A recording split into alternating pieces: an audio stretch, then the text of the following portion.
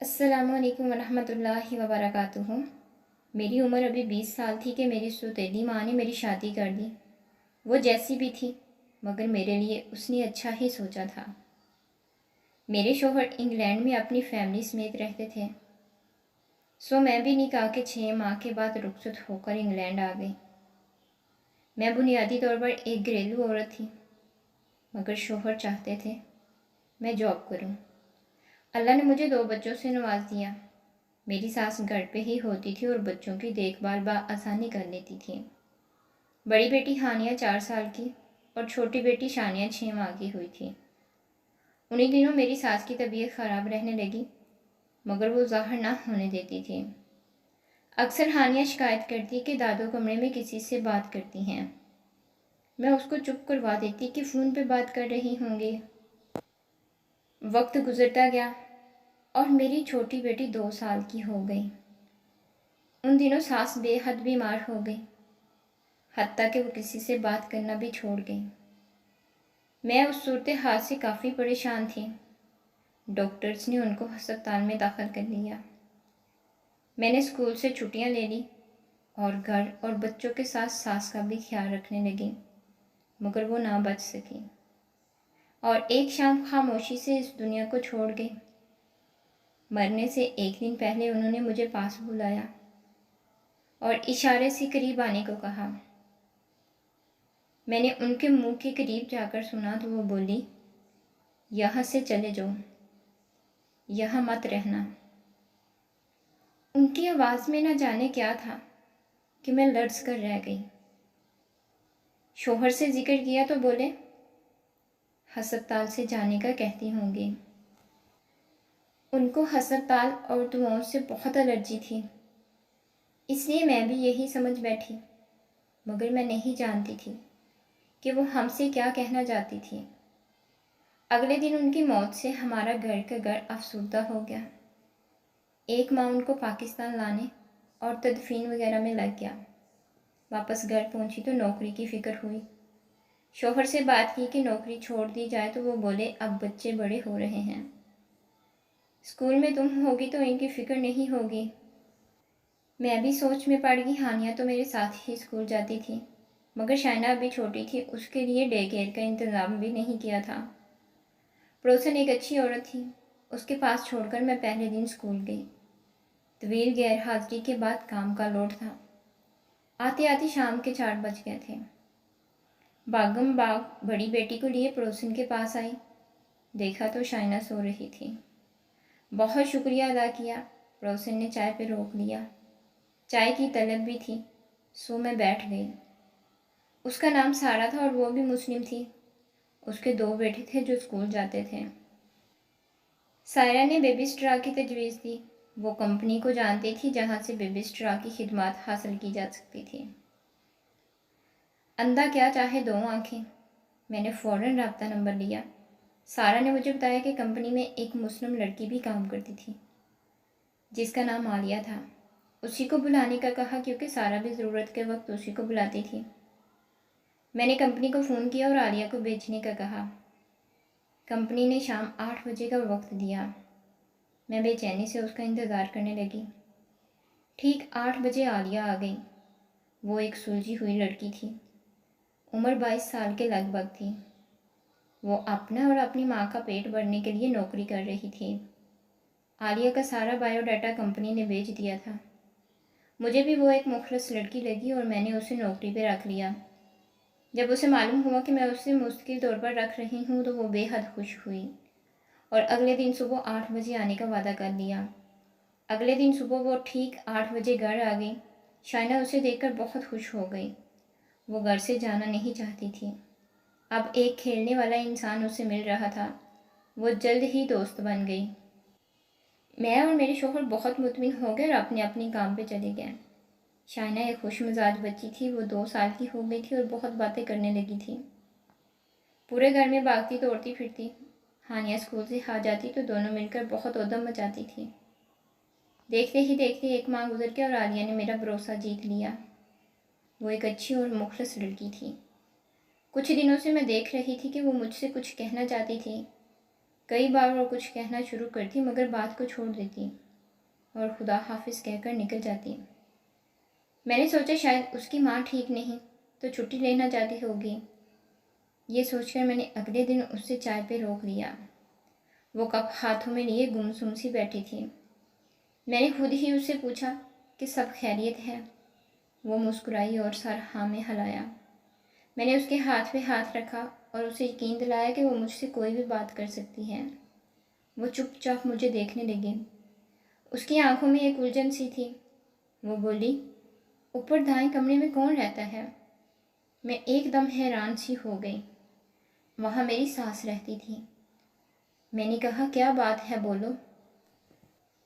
کچھ نہیں بیبی وہاں چلی جاتی ہے اور باتیں کرتی ہے، اس نے بتایا۔ میں سوچ میں پڑ گئی۔ وہ اجازت لے کر چلی گئی۔ رات کو شوہر سے یہ بات کی تو بولے، تم بھی کیا فضول باتیں سوچنے لگی؟ شائنہ امی سے بہت قریب تھی، ان کی تصویر سے باتیں کرتی ہوگی۔ مجھے بھی سن کر سکون سا ہو گیا۔ واقعی ہی ایسا تھا۔ اماں اس سے بہت لاڈ کرتی تھی۔ اگلے دن میں نے عالیہ کو بھی سمجھا دیا، وہ بھی مطمئن ہو گئی۔ اس شام ہماری شادی کی سالگرہ تھی۔ شوہر بہت خوشگوار موڈ میں تھے۔ انہوں نے ایک فلم دیکھنے کا پلان بنا رکھا تھا اور کھانا بھی باہر ہی کھانے والے تھے۔ میں نے عالیہ سے بات کر لی کہ وہ رات 11 بجے تک بچوں کے پاس ہی رک جائے۔ ہماری کوشش تھی کہ ہم جلد گھر آ جائیں گے۔ وقت مقررہ پہ عالیہ گھر آ گئی۔ شام کے 6 بجے تھے۔ بچیاں ٹی وی پہ کارٹون دیکھ رہی تھیں۔ میں نے عالیہ کو سب اوقات سمجھا دیے کہ بچیوں کو 8 بجے سونے کے لیے اوپر ان کے کمرے میں لے جائیے، اور کھانا وہ کھا چکی ہیں۔ عالیہ کے لیے فریج میں کھانا موجود تھا جو وہ کھا لیں۔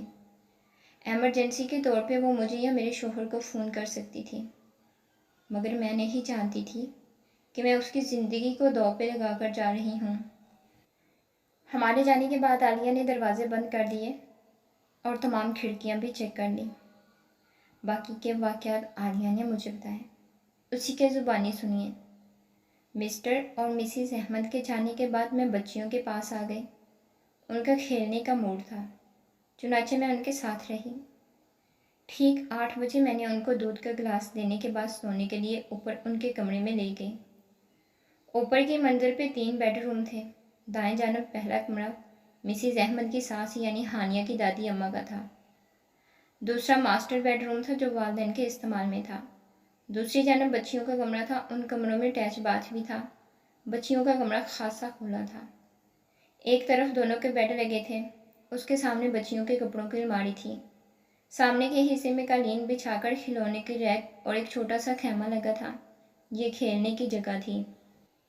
بچیاں خیمے میں بہت خوشی سے کھیلتی تھیں، اس میں ٹارچ لائٹ اور کچھ کھلونے تھے، نیچے ایک نرم گدا بچھا ہوا تھا۔ بچیوں کے بستر ٹھیک کرنے اور ان کو برش کروانے کے بعد ان کے بستر پر لٹا دیا۔ ہانیہ کا سونے کا ارادہ نہیں تھا بلکہ وہ کہانی سننا چاہتی تھی۔ میں نے ایک کہانیوں کی کتاب کھلونے کے ریک سے نکالی جو ہانیہ کی پسندیدہ تھی اور اس میں سے کہانی سنانے لگی۔ اس دوران میں شائنہ سو گئی تھی۔ ہانیہ کو شب بخیر کہہ کر میں نے دروازہ بند کیا اور نیچے آ گئی۔ گھڑی کی سوئیاں 9 بجا رہی تھیں۔ مجھے کچھ بھوک لگ رہی تھی۔ میں نے فریج میں جھانکا تو پاستا اور ایک پیزا موجود تھا۔ میں نے پیزے کے 2 سلائس کاٹے اور گرم کرنے اوون میں رکھ دیے۔ گھر میں ایک عجیب سی خاموشی تھی۔ مجھے گھبراہٹ سی ہونے لگی تو ماں کو فون ملایا۔ ان سے بات کر کے کافی سکون محسوس ہوا۔ ان سے اپنی گھبراہٹ کا ذکر کیا تو وہ بولی، اکثر نئی جگہ پہ ایسا ہوتا ہے۔ دن میں جہاں کوئی الجھن نہیں ہوتی وہاں رات میں عجیب سی اجنبیت محسوس ہوتی ہے۔ تم پریشان نہ ہو، 2 گھنٹے میں گھر والے آ جائیں گے تو تم آ جانا، میں تمہارا انتظار میں جاگ رہی ہوں۔ یہ بات سن کر مجھے بھی حوصلہ ہوا، واقعی میں خواہ گھبرا رہی تھی۔ فون بند کر کے میں وہیں کھڑی سوچ رہی تھی کہ اچانک اوون کی بیپ ہوئی اور میں اچھل پڑی۔ اوہو مجھے کیا ہو گیا ہے، میں نے خود کلامی کی اور اوون سے پیزا نکال کر فریج سے ایک سوڈا کین لے کر لاؤنج میں آ گئی۔ ٹی وی لگانے کے لیے جب ریموٹ کے لیے نظر دوڑائی تو وہ کہیں نظر نہ آیا۔ میں نے صوفہ، کوشن، میز کے نیچے ہر جگہ تلاش کیا مگر اسے نہ ملنا تھا نہ ملا۔ تھک کر میں صوفے پہ بیٹھ گئی اور پیزا کھانے لگی۔ ابھی میں نے 2-3 نوالے ہی کھائے ہوں گے کہ مجھے ہنسنے کی آواز سنائی دی۔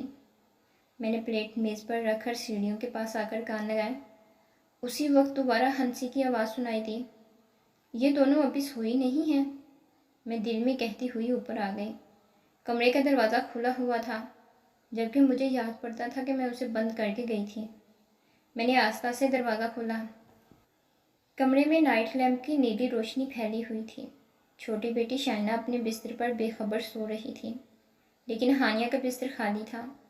میں نے نظر گھمائی تو خیمہ میں روشنی نظر آئی، ساتھ ہی بچی کا سایہ بھی تھا۔ میں خیمہ کی طرف گئی اور نیچے بیٹھ کر اسے کھولنے لگی۔ ہانیہ، ساتھ ہی میں نے دھیرے سے کہا، آپی میں یہاں ہوں۔ مجھے اپنے پیچھے سے آواز آئی۔ میں نے بیٹھے بیٹھے گردن گھما کر دیکھا تو ہانیہ بیڈ کے نیچے تھی۔ اس نے اشارہ کیا کہ وہ خیمے میں نہیں ہے۔ میرا دماغ چکرا کر رہ گیا۔ میں نے آگے بڑھ کر خیمہ کھول دیا، اس میں کوئی نہیں تھا۔ ٹارچ جل رہی تھی۔ میں گھبرا کر اٹھ کھڑی ہوئی۔ مجھے کچھ سمجھ نہیں آ رہا تھا۔ میں نے شائنہ کو سوئے ہوئے ہی گود میں اٹھایا اور ہانیہ کا ہاتھ پکڑ کر نیچے اترتی چلی گئی، مگر ہانیہ نے ہاتھ چھڑا کر واپس اوپر کی طرف جانا چاہا۔ میں نے اسے رکنے کو کہا۔ شائنہ کو صوفے پہ لٹا کر میں نے اسے بلایا۔ میں واپس جا رہی ہوں سونے کے لیے، اس نے کہا اور سیڑھیاں چڑھنے لگی۔ وہ لارا تھی، میری فرینڈ، امیجنری فرینڈ۔ اس نے کہا تو میں سناٹے میں رہ گئی۔ تم بستر کے نیچے کیوں تھی؟ میں نے پریشانی سے پوچھا۔ اس کی ماما آ گئی تھی، وہ مجھے اچھی نہیں لگتی، ڈراتی ہیں، وہ نارمل انداز میں بتا رہی تھی۔ میرا دماغ چکرا رہا تھا۔ خیمہ میں ضرور کوئی تھا، کون تھا وہ، یا میرا وہم تھا؟ مجھے کچھ سمجھ نہیں آ رہی تھی۔ اس دوران ہانیہ اوپر چلی گئی اور میں ساکت بیٹھی چھوٹی کو دیکھتی رہ گئی۔ جو کچھ بھی تھا اس کا واسطہ اوپر کی منزل سے تھا۔ میرا وہم تھا یا حقیقت؟ ہانیہ کو نیچے لے آتی ہوں جب تک ان کے والدین نہیں آ جاتے، یہ سوچ کر میں ایک نظر سوئی ہوئی شائنہ پر ڈال کر اوپر جانے لگی۔ راہداری روشن تھی۔ دائیں جانب کی کمرے کا دروازہ کھلا تھا۔ یہ وہی کمرہ تھا جہاں احمد صاحب کی والدہ رہتی تھی۔ یہ کمرہ اس دن سے ہمیشہ کے لیے مقفل کیا جاتا تھا۔ جب سے چھوٹی بیٹی شائنہ وہاں باتیں کرنے لگی تھی۔ یہ دروازہ کیوں کھول دیا ہانیہ نے؟ یہ سوچتی میں کمرے کے پاس آ گئی۔ ہانیہ کہاں ہو آپ؟ میں نے آواز دی، ساتھ ہی دروازہ کھولا۔ کمرے میں اندھیرا تھا۔ میں نے لائٹ کا بٹن تلاش کیا۔ بٹن دباتے ہوئے میں نے الماری میں آہٹ سنی۔ کمرہ خالی تھا۔ کمرے کے وسط میں بیڈ بچھا تھا۔ اس کے سامنے والی دیوار میں ایک بڑی کھڑکی تھی۔ بیڈ کی دوسری طرف ایک دیوار گیر الماری تھی۔ آہٹ وہیں سے سنائی دی تھی۔ میں پریشانی سے الماری کی طرف گئی۔ ہانیہ، آپ یہاں ہو؟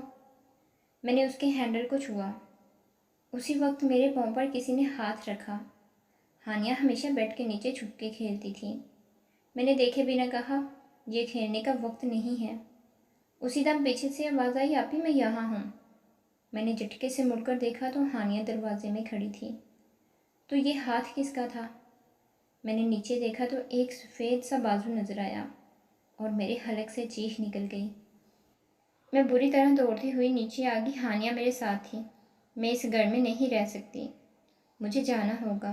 چلو بچوں، ہمیں جانا ہوگا ابھی، میں نے ہانیہ سے کہا اور شائنہ کو اٹھانا چاہا، مگر صوفہ خالی تھا۔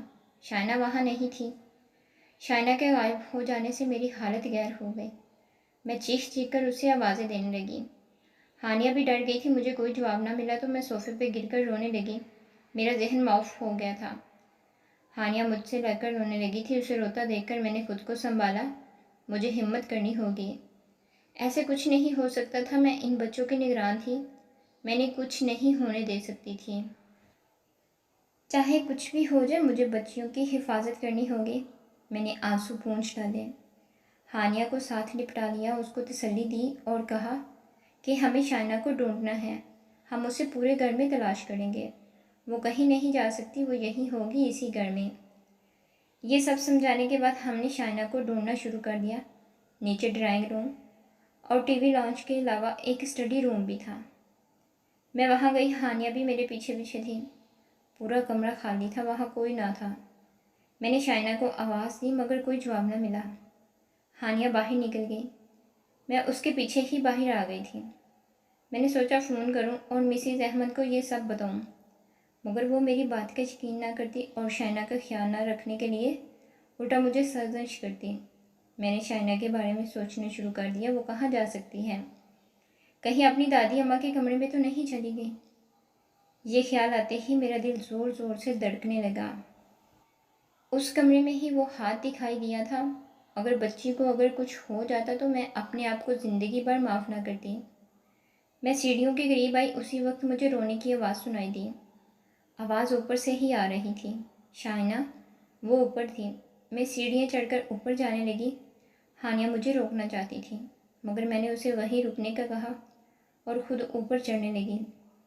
راہداری بالکل سنسان پڑی تھی. میں وہیں کھڑی سننے کی کوشش کر رہی تھی کہ آواز کہاں سے آئی تھی. اسی وقت میں نے دوبارہ رونے کی آواز سنی. آواز بالکل مدھم سی تھی. میں آہستہ آہستہ قدموں سے چلتی ہوئی کمرے کے قریب آئی. وہی خوفناک کمرہ. میں نے دروازے سے کان لگایا. آواز اندر سے آ رہی تھی.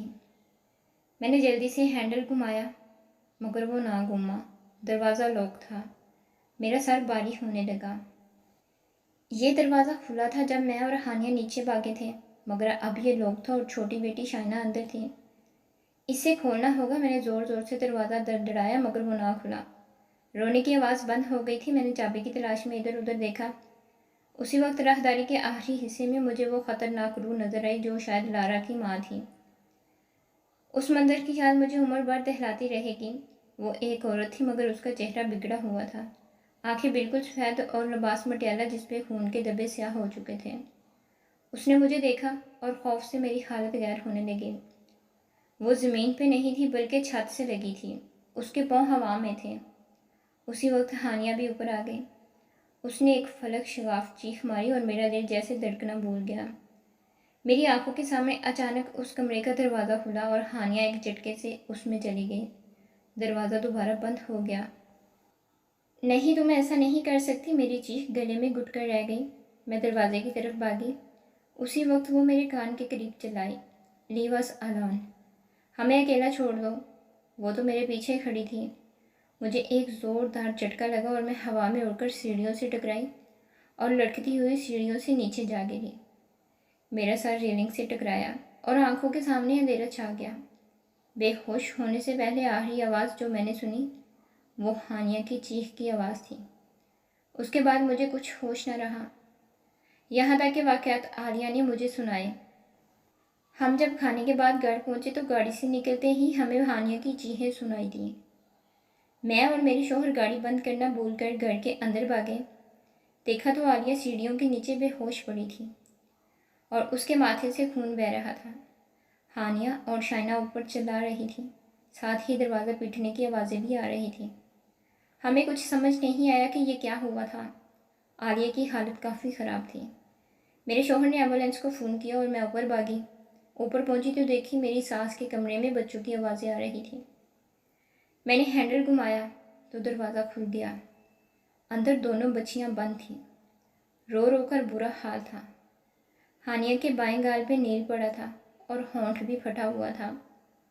اس نے مجھے دیکھا تو روتی ہوئی مجھ سے لپٹ گئی. شائنہ زمین پہ لیٹی تھی. اس کے ہاتھ میں ایک ڈائری تھی. میں نے اسے گود میں لیا اور نیچے آ گئی. عالیہ کے لیے ایمبولینس آ گئی تھی. وہ ابھی تک بے ہوش ہی تھی. ہانیہ اسے دیکھ کر آپی چلانے لگی. آپی کو کیا ہوا؟ وہ مجھ سے پوچھ رہی تھی. میری سمجھ میں کچھ نہیں آ رہا تھا. ہم سب ہسپتال چلے گئے. عالیہ کی والدہ کو اطلاع دے دی گئی تھی. وہ بھی وہاں آ گئی تھی. ڈاکٹروں نے بتایا کہ عالیہ کو گہری چوٹیں نہیں ہیں. وہ جلد ٹھیک ہو جائے گی اور ہانیہ کو بھی دعا دے دی. ہانیہ نے مجھے بتایا کہ دادی اماں اسے کمرے میں لے گئی تھی اور شائنہ کو بھی. ہم نے وہاں یہی کہا کہ دونوں سیڑھیوں سے گر گئی تھی. شائنہ کے پاس جو ڈائری تھی وہ میری ساس مرحومہ کی تھی. اس کو پڑھا تو معلوم ہوا کہ اس گھر میں کئی سال پہلے ایک ماں بیٹی کو قتل کر دیا گیا تھا. پولیس کو قاتل کا سراغ نہ مل سکا. بعد میں معلوم ہوا کہ باپ ہی ان دونوں کا قاتل تھا. ان کی روح اب تک وہی تھی. وہ وہاں کسی کو آباد نہیں دیکھ سکتی تھی. میری ساس نے ایک روحانی عمل کے ذریعے ان کو اپنے کمرے تک محدود رکھا تھا مگر ان کی وفات کے بعد وہ بچیوں پہ حاوی ہونے لگی تھی. دوسرے روز عالیہ نے جب یہ سب واقعات سنائے تو مجھے اپنی ساس کی بات یاد آئی کہ یہاں سے چلے جانا، یہاں مت رکنا۔ عالیہ نے جو کیا میں اس کا بدلہ نہیں دے سکتی تھی، اس نے اپنی جان کو خطرے میں ڈالا تھا۔ ہم نے اسی ہفتے مکان بدل لیا۔ اس عرصہ بھی میں بچوں کے ساتھ ایک ملنے والوں کے گھر میں رہی۔ میری بچیاں اور عالیہ آج بھی بہت اچھی دوست ہیں، اور عالیہ اور اس کی والدہ ہمارے گھر کے فرد کی طرح ہیں۔ مزید اچھی ویڈیوز کے لیے میرے چینل کو لائک، سبسکرائب اور شیئر کریں۔ شکریہ۔